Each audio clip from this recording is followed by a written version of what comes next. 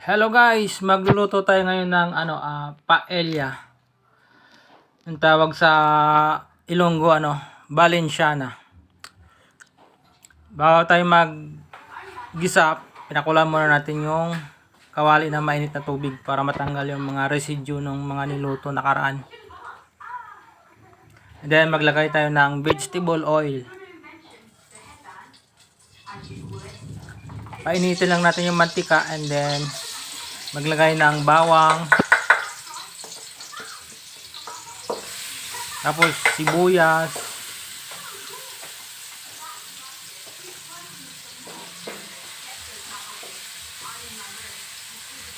antayin natin maging golden brown yung bawang, tapos maglagay tayo ng sibuyas and then halo lang natin para siya mix hanggang sa maging golden brown. And then haluin ng halo, ayan.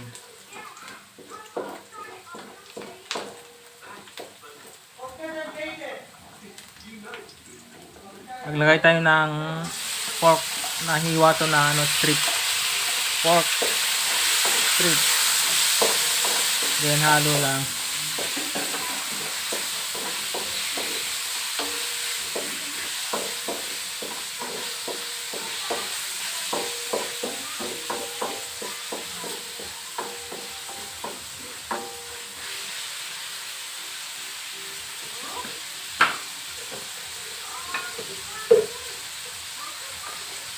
Ilagay tayo ng patis.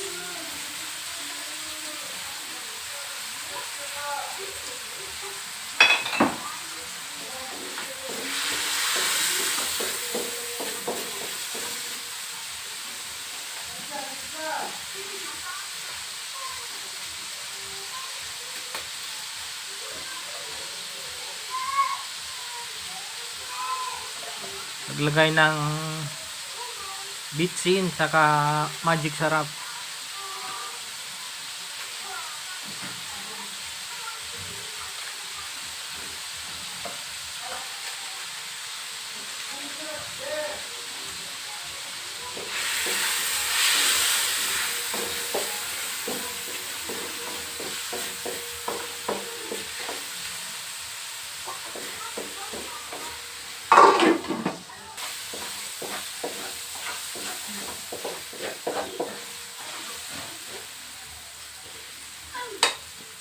Ayan guys, maglagay tayo ng pork liver.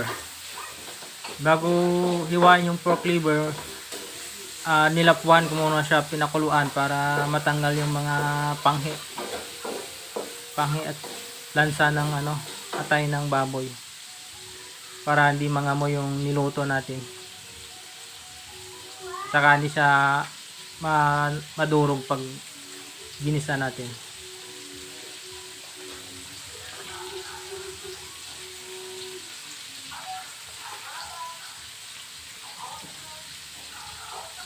Ilagay lang tayo ng bell pepper, black pepper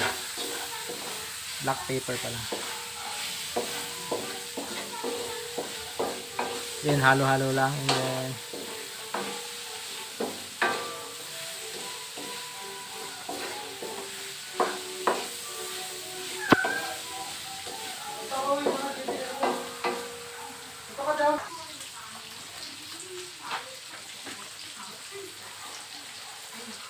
maglagay tayo ng raisin o pasas, other term yan, pasas.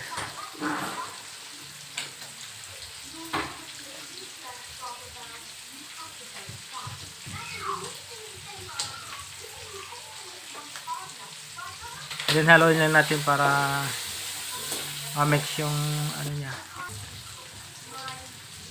flavor naman, na miss. And then maglagay tayo ng Hungarian sausage. Ito na kasi available sa refrigerator namin, Hungarian sausage. Dapat pwede ka maglagay ng hotdog kung meron ka hotdog with cheese. So yung natira Hungarian sausage na lang sa ref, kaya yun na lang available, nilagay ko.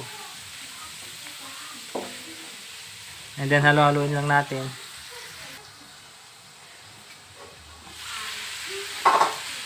After that, maglagay tayo ng bell pepper.